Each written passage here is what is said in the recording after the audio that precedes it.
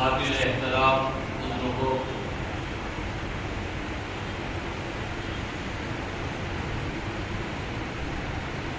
قابل قدر نوجوان ساتھیوں،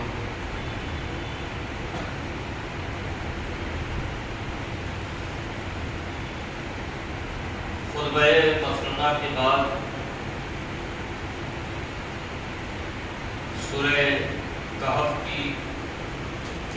28ویں آیت کے ایک جز کی تلاوت کرنے کا میں نے شرف حاصل کیا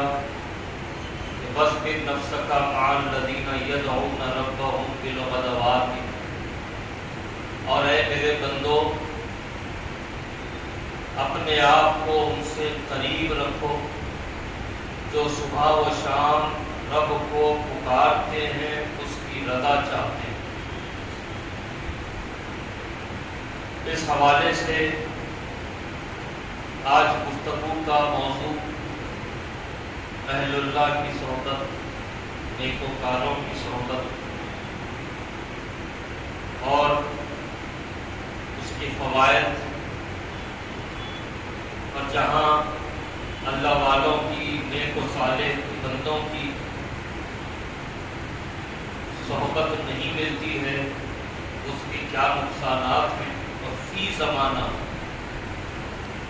اس کے اتنے بڑے نقصانات ہیں، اس پر کچھ عرض کرنے کی سعادت حاصل کروں گا۔ عزیزان گرامی، لفظ صحبت یہ عربی زبان کا لفظ ہے، اس کا مطلب ہے دوستی، اس کا مطلب ہے ہم نشینی، اس کا مطلب ہے باہمی ملاقاتیں، اس کا مطلب ہے ساتھ اٹھنا اور بیٹھنا۔ عزیزان گرامی، یہی وہ لفظ صحبت ہے جس سے صحابی بنا ہے، یعنی حضور پاک صلی اللہ علیہ وآلہ وسلم کی حالت ایمان میں جس کو صحبت نصیب ہوئی وہ صحابی ہوا، اور صحابی کے جنہیں نبی پاک کی صحبت بابرکت پانے والے کا جو مقام ہے، جو مرتبہ ہے، اس کا اندازہ اس بات سے لگایا جا سکتا ہے کہ ساری امت مل کر بھی ایک صحابی کی برابری نہیں کر سکتے، کیونکہ اس کو صحبت ملی ہے نبی پاک صلی اللہ علیہ وآلہ وسلم۔ اور عزیزان گرامی، صحبت صرف وہیں تک محدود نہیں رہی، بلکہ حضور سے جن کو صحبت ملی وہ صحابی ہوئے، اور صحابی کی صحبت جن کو ملی وہ تابعی ہوئے، اور تابعی کی صحبت جنہیں ملی وہ تبع تابعی ہوئے، اور عزیزان گرامی پھر ان سے جو صحبت کا فیض بڑھتا گیا، اولیاء اللہ بنے، صالحین بنے، نیکوکار بندے بنے، اہل اللہ بنے۔ تو یہ صحبت بڑی اپنے اندر بڑی تاثیر رکھتی ہے، اور یہی وجہ ہے کہ قرآن حکیم میں جب بات صحبت کی آئی ہے تو بڑی تاکید کے ساتھ اس کا بیان ہوا، جیسا کہ اللہ تعالیٰ نے فرمایا، اے میرے بندو اپنے آپ کو ان سے قریب رکھو، ان سے مانوس رکھو جو صبح و شام رب کو پکارتے ہیں، اس کی رضا چاہتے ہیں۔ اللہ تعالیٰ نے معیار مقرر کر دیا صحبت کا، کیونکہ دنیا ہے عزیزان گرامی، ایک دوسرے سے ملے بغیر کچھ نہیں چلے گا، ایک دوسرے سے تعلق بنائے بغیر کچھ نہیں ہو سکتا۔ اگر ایک انسان کو جنگلوں بیابان میں یا پہاڑوں میں سنسان مقام پر لے جا کر چھوڑ دیا جائے تو وہ یا تو پکار کر چیخ کر مر جائے گا یا پھر پاگل ہو جائے گا، کیونکہ تنہا زندگی گزارنا یہ انسان کی فطرت میں شامل ہی نہیں ہے۔ اب انسان کی فطرت میں جو چیز شامل ہے وہ یہ ہے کہ ایک دوسرے سے تعلق بنائے رکھنا، ایک دوسرے کی صحبت اختیار کرنا، ایک دوسرے کے ساتھ اٹھنا بیٹھنا، دیگر جو معاملات ہیں، یہ انسانی فطرت کا مزاج ہے عزیزان گرامی۔ تو اللہ تعالیٰ نے اپنے بندوں کی فطرت کو فطرت میں یہ بات رکھی ہے کہ وہ کسی نہ کسی کے ساتھ جڑے رہے، کسی نہ کسی کے ساتھ وابستہ رہے، کسی نہ کسی کی نسبت ان کو حاصل رہے۔ تو اللہ تعالیٰ نے ایک معیار مقرر کر دیا کہ اے میرے بندو، میں تمہارے مزاج سے واقف ہوں، میں تمہاری فطرت سے واقف ہوں، تم ایک دوسرے سے تعلق بنائے بغیر رہ نہیں سکتے۔ اگر تعلق بنانا ہی ہے تو ان سے اپنا تعلق بناؤ جو صبح و شام اللہ کو پکارتے ہیں اور اللہ تعالیٰ کی رضا حاصل کرنے کی کوشش میں وہ مصروف رہتے ہیں۔ تو اللہ تعالیٰ نے یہ معیار عطا فرمایا، اور احادیث مبارکہ میں بھی حضور پاک صلی اللہ علیہ وسلم کے کئی فرامین و ارشادات ہیں جس میں صحبت کی اہمیت کو بتایا گیا ہے، اچھی صحبت کو اختیار کرنے کی تاکید کی گئی ہے، اور بری صحبت کے نقصان کو واضح کیا گیا ہے۔ جیسا کہ ایک حدیث مبارکہ ہے کہ میرے آقا صلی اللہ علیہ وسلم نے فرمایا، اچھے اور برے ساتھی کی مثال اس شخص کی سی ہے جو مشک لیے ہوئے ہے اور بھٹی کھونکنے والا ہے۔ یعنی ایک شخص وہ ہے جو مشک لیا ہوا ہے اپنے ہاتھوں میں۔ عزیزان گرامی، مشک کا مزاج الحمدللہ سب تو اس بات سے واقف ہے کہ مشک بیچنے والے کو یہ کہہ کے بیچنے کی ضرورت نہیں پڑتی کہ میں مشک لایا ہوں، کوئی ہے تو اس کو خرید لے۔ جب کوئی بازار میں مشک لے کر آتا ہے تو لوگ خود بخود اس کی خوشبو سن کر اس کی جانب متوجہ ہو جاتے ہیں۔ اور عزیزان گرامی، تجربے کاروں نے،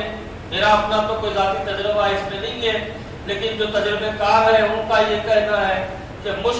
اصلی مشک کو پہچاننے کا طریقہ کیا ہے کہ ایک ہتھیلی میں مشک کا ہلکا سا اثر ہتھیلی میں لگا دیا جائے اور پھر دوسری ہتھیلی کو سونگھ لیا جائے تو اصلی مشک کی پہچان ہو جاتی ہے کہ یہ مشک اصلی ہے یا نہیں ہے، کیونکہ مشک سیدھے بالکل رگوں میں اس کا اثر دوڑنے لگتا ہے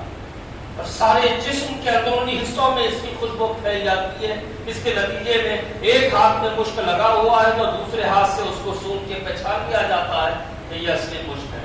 تو میرے آقا صلی اللہ علیہ وسلم نے مشک کی مثال دی اور ساتھ میں ایک اور مثال دی کہ بھٹی دھونکنے والا، یعنی کوئلے کی بھٹی میں کام کرنے والا۔ اب میرے آقا صلی اللہ علیہ وسلم جب اس کی مثال دیں تو اس طرح اس کی مثال فرما رہے ہیں، مشک والا یا تو تمہیں کچھ دے دے گا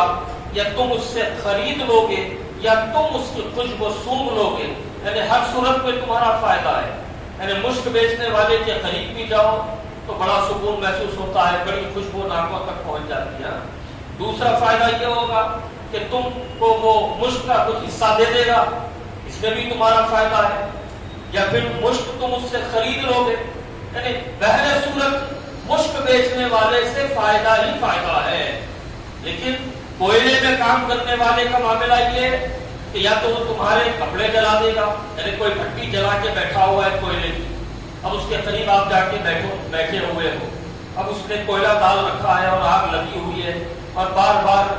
جب آپ دیکھتے ہوں گے نان کی روٹی کی دکان پر بار بار روٹی بنانے والا بھٹی جلا کے بیٹھنے والا کیا کرتا ہے کہ لوہے کی سلام لیتا اور بار بار کوئلے کو ادھر سے ادھر ہلاتا، جیسے ہی کوئلے کو ادھر سے ادھر ہلاتا چنگاریاں اٹھنے لگتی ہیں۔ تو اس سے کیا ہوتا ہے، قریب رہنے والے کے یا تو کپڑے جل جاتے ہیں یا پھر اس بھٹی میں جو چیز جلائی جا رہی ہے اس کی بدبو سے تم پریشان ہو جاؤ۔ اور ویسے بھی جب خالص کوئلہ جلاتا ہے تو دھواں جب اٹھتا ہے تو دم گھٹتا محسوس ہوتا ہے۔ تو کوئلے کی بھٹی والے کے قریب جاؤ گے تو یا تو تمہارے کپڑے جلے گے یا پھر تمہارا دم گھٹے گا۔ یہ میرے آقا صلی اللہ علیہ وسلم کی عطا کی ہوئی مثال ہے۔ تو اس طرح میرے آقا نے اچھے ساتھی اور برے ساتھی کی مثال پیش فرمائی ہے کہ مشک والے کے قریب جاؤ گے تو ہر حال میں تمہارا فائدہ ہوگا، اور بھٹی جلانے والے کے، کوئلہ دھونکنے والے کے تم قریب جاؤ گے تو اس کا صرف تمہیں نقصان ہی ہوگا۔ عزیزان گرامی، اسی طرح ایک نیک مومن انسان کی صحبت کے حوالے سے میرے آقا صلی اللہ علیہ وسلم کا یہ فرمان بھی قابل غور ہے کہ میرے آقا صلی اللہ علیہ وسلم نے فرمایا سوائے مومن آدمی کے کسی کی صحبت اختیار مت کر۔ میرے آقا کا یہ فرمان بڑی تاکید سے ہے کہ نیک مومن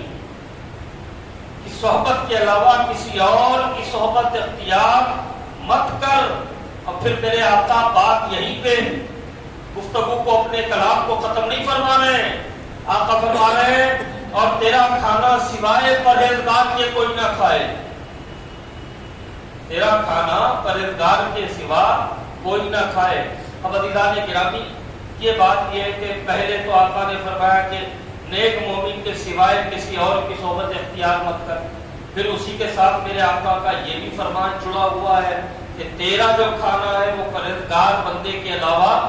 کوئی اور نہ کھائے۔ عزیزان گرامی، اس طرح کی جو مثال میرے آقا صلی اللہ علیہ وسلم نے دی ہے، اس طرح کا کلام میرے آقا صلی اللہ علیہ وسلم نے جو ارشاد فرمایا ہے، اس کی ایک وجہ یہ ہے عزیزان گرامی، تعلقات کئی قسم کے ہوتے ہیں۔ سڑک پہ چلنے والے سے سلام علیکم ہو گئی، یہ بھی ایک تعلق ہوتا ہے۔ ایک تعلق ہوتا ہے کہ جان پہچان والے سے سلام علیکم ہو رہی ہے، یہ بھی ایک تعلق ہے۔ اور ایک تعلق ایسا ہوتا ہے کہ کاروباری معاملات ہوتے ہیں، ایک تعلق ہوتا ہے دوستانہ تعلقات ہوتے ہیں، اور ایک تعلق ہوتا ہے بالکل قریبی تعلقات ہو جاتے ہیں۔ اب اس میں نوبت کہاں تک پہنچ جاتی ہے کہ کبھی ہم تمہارے پاس کھانا کھائیں گے، کبھی تم ہمارے پاس کھانا کھا لینا۔ یہ تعلقات کی سب سے اونچی منزل ہے کہ جب بندہ ایک دوسرے کو کھانا کھلانے کی بات کرتا ہے تو اور یہ گہرے تعلقات ہو جاتے ہیں عزیزان گرامی، تبھی لوگ ایک دوسرے کو کھانے کا آفر کرتے ہیں۔ ورنہ آج کی دنیا میں تو خاص طور پر کون ہے جو چلتے ہوئے آدمی کو یہ کہہ کے چلو آؤ ذرا میرے ساتھ کھانا کھا لو، ایسا تو بولنے کا زمانہ نہیں رہا۔ تعلقات بڑے گہرے ہونے چاہیے، تبھی ایک دوسرے کو کھانا کھلانے کی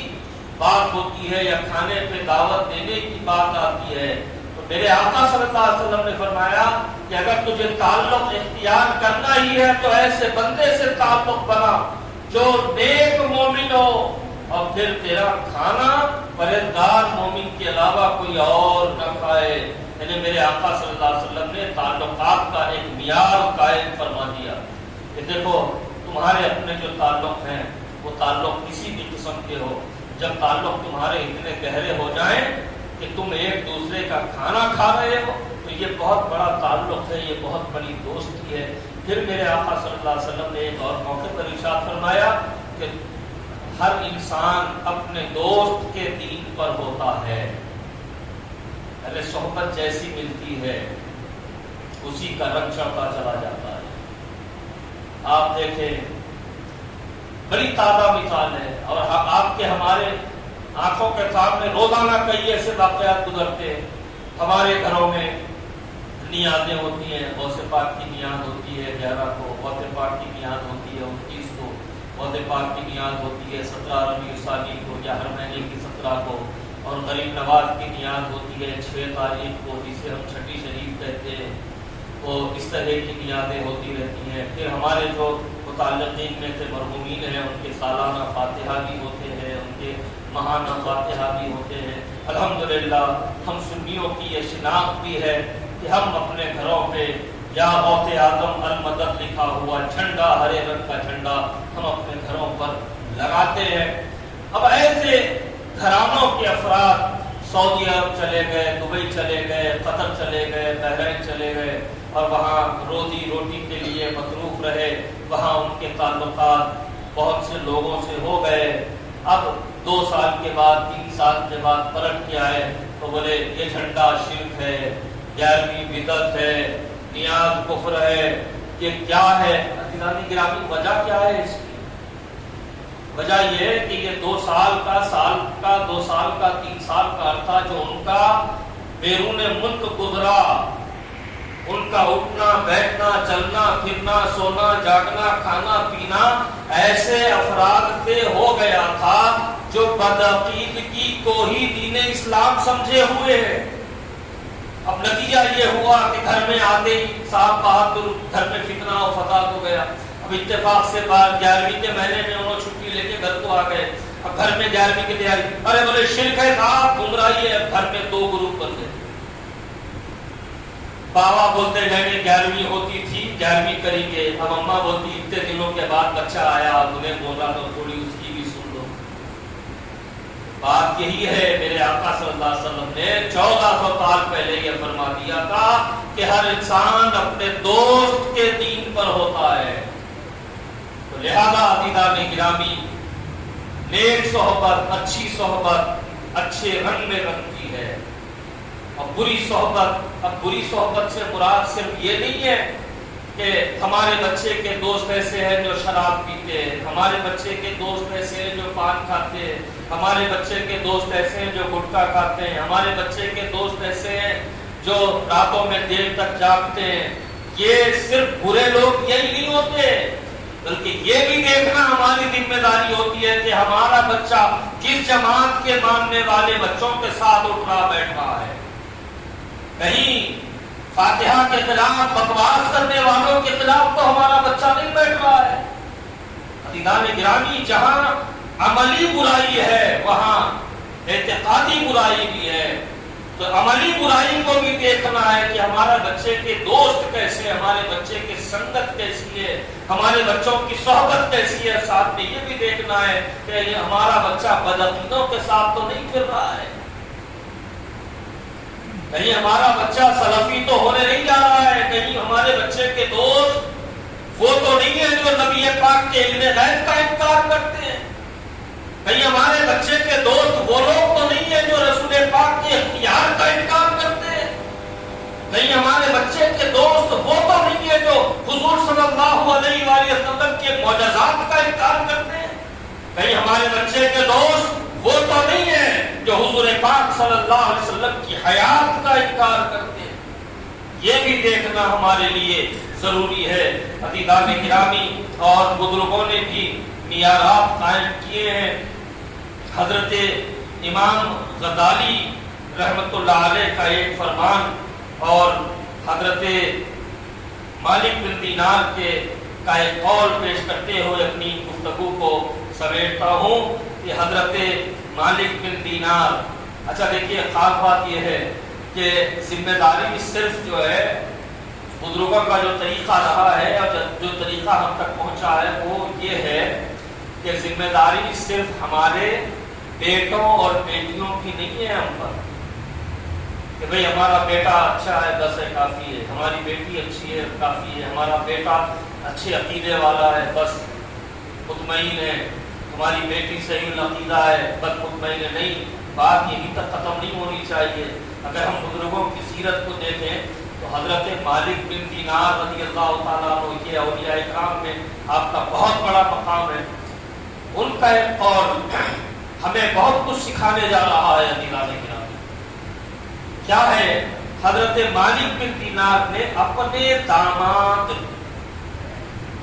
یعنی صرف بیٹوں تک اپنی فکر کو محدود مت رکھو، بلکہ اپنے داماد، اپنے بھتیجے، اپنے بھانجے، اپنے اڑوس پڑوس کے جتنے نوجوان ہیں ان سب کے تعلق سے فکر کرنا ہماری آپ کی ذمہ داری ہے۔ اب حضرت مالک بن دینار رضی اللہ تعالیٰ عنہ اپنے داماد حضرت مغیرہ بن شعبہ، ظاہر سی بات ہے وقت کے جو ولی کامل ہو ان کی جو بیٹی ہے وہ بھی تو وقت کی ولی ہو، اور ان سے جن کا رشتہ ہو رہا ہے وہ داماد بھی تو بڑے مقام پر فائد ہوں گے، لیکن ذمہ داری کا احساس جو ہے حضرت مالک بن دینار ارشاد فرما رہے ہیں اپنے داماد سے، حضرت مغیرہ بن شعبہ سے فرمایا، اے مغیرہ، جس بھائی اور دوست سے تو اپنے دین کا کچھ فائدہ حاصل نہ کر سکے اس کی صحبت ترک کر دے۔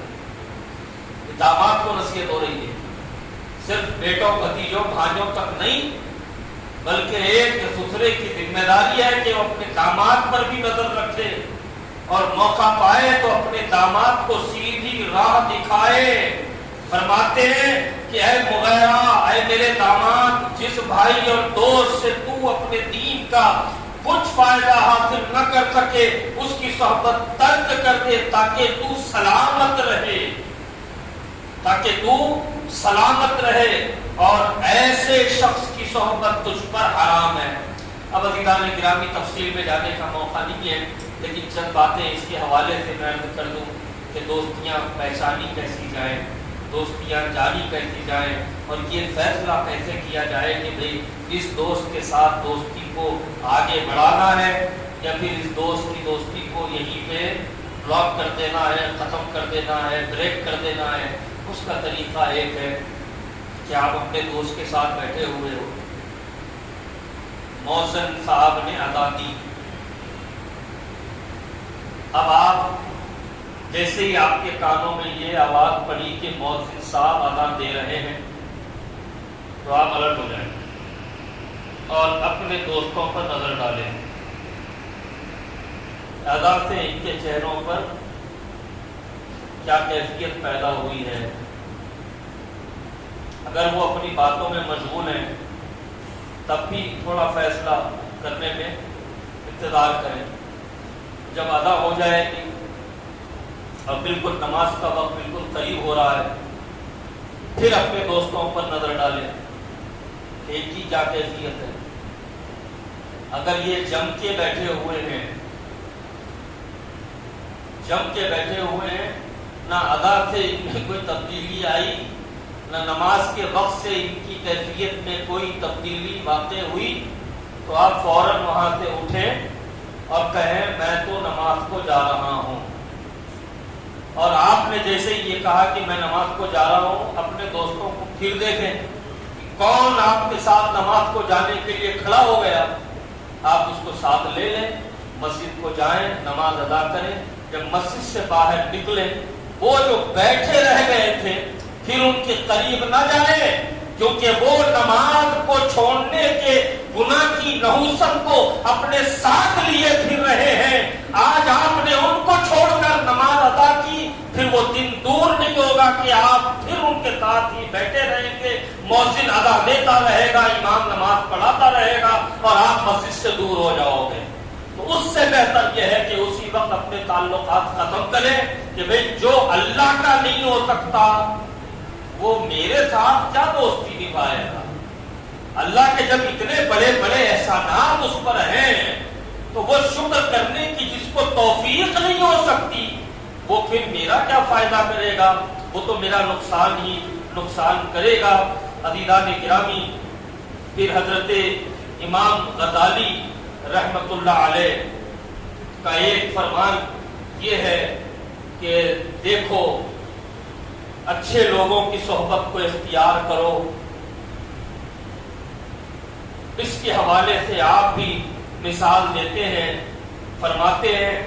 کہ برے دوست کی صحبت انسان کے لیے شیطان اور سانپ سے زیادہ نقصان دہ ہے۔ شیطان اور سانپ سے زیادہ برے دوست کی صحبت نقصان دہ ہے۔ سانپ کیا کرتا ہے؟ ڈس کے جان لیتا ہے، جان جائیے تو جائے لیکن اللہ کی ناراضگی نہ ہو نہیں پائے۔ اور شیطان موقع تلاش کرتا ہے آپ کو بہکانے کے، لیکن دوست کیا کرتا ہے؟ آپ کے ساتھ ہمیشہ لگا رہتا ہے، ہمیشہ لگا رہتا ہے۔ اور دوست کی دوستی میں دوست کے مزاج کو آپ جانے انجانے میں ایکسپٹ کرتے رہتے ہیں۔ کتنی ایسی برائیاں ہیں جو انسان خود سے کرتا ہے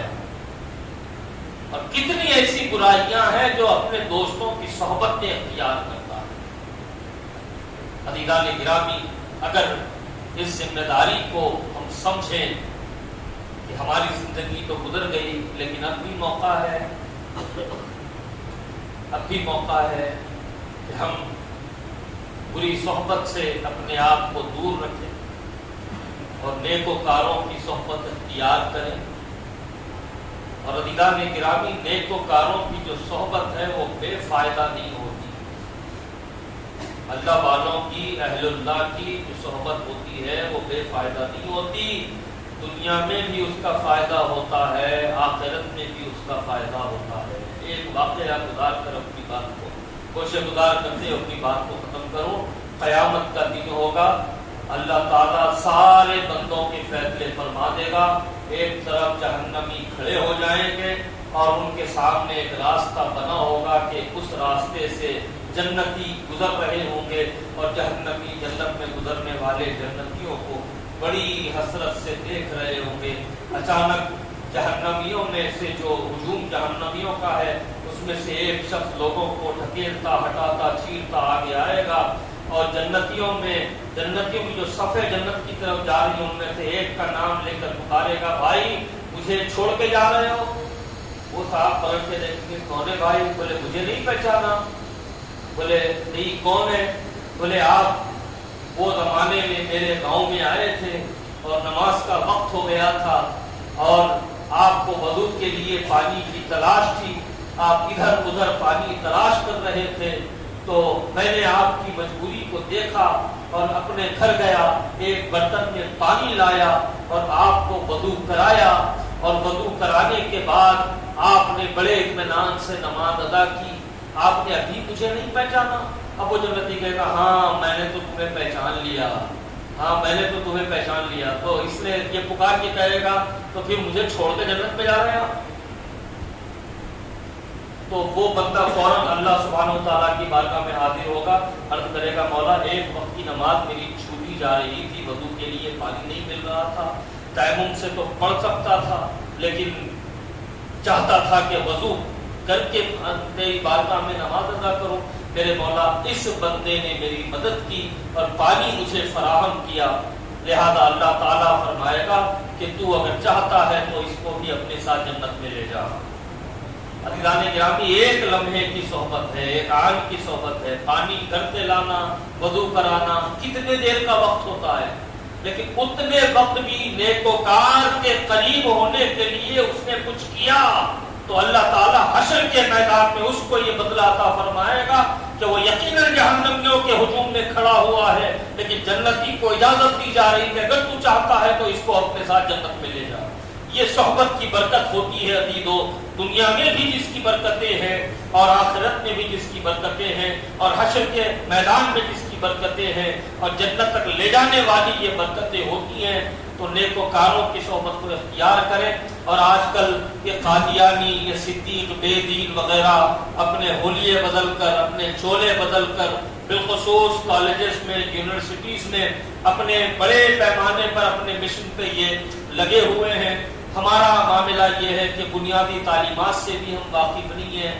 अकायदे, बुनियादी इस्लामी अकायद से भी हम वाकिफ नहीं है, जिसके नतीजे में इनकी सोहबतों में हम रहकर अल्लाह महफूज रखे हमारी नौजवान नस्लों को, अल्लाह ताला उनके ईमान की, अकीदे की हिफाजत फरमाए। कई ऐसे नौजवान हैं जो गैर महसूस अंदाज में, उनको महसूस भी नहीं हो रहा कि जहन्नम के किस रास्ते पर वो चल पड़े हैं, कादियानी हो रहे हैं, सिद्दीक बेदीन हो रहे हैं और भी बहुत से फिरके बन चुके हैं जो इस्लाम के मुखालिफ हैं, लेकिन अपने आप को इस्लामी बताते हुए वो मुसलमानों में अपने मिशन पर लगे हुए हैं। अल्लाह ताला इन सब फितनों से आलम इस्लाम की हिफाजत फरमाए। अज़ीज़ान गिरामी, अपनी सोहबतों पर तवज्जो दें, अपने बच्चों की सोहबतों पर तवज्जो दें कि उनका उठना बैठना चलना फिरना किसके साथ है, कॉलेज में वो किसके साथ अपना वक्त गुजार रहे हैं, यूनिवर्सिटी में वो किसके साथ अपना वक्त गुजार रहे हैं, ये देखना बहुत ज़रूरी है। और इसके ज़रिए अक़ीदे की भी हिफाजत होती है, अमाल की भी हिफाजत होती है और सबसे बढ़कर ये है कि ईमान की हिफाजत होती है। हज़रात गिरामी, अल्लाह ताला आप पर हम पर फज़ल फरमाए और जो बीमार है मौला ताला उनको सेहत कामिला व आजिला अता फरमाए, जो सेहतमंद है मौला उनको हर मर्द हर बीमारी से दूर फरमाए। या इलाहुल आलमीन, जो बुजुर्ग हैं उनकी उम्रों में सेहत व आफियत के साथ राहत अता फरमाए। हज़रात गिरामी, गुज़िश्ता जुमा मैंने ये ऐलान हम हज़रात के गोशे गुज़ारते का आगाज़ होगा और रोज़ाना हसरता इशा इस मदरसे का निज़ाम रहेगा।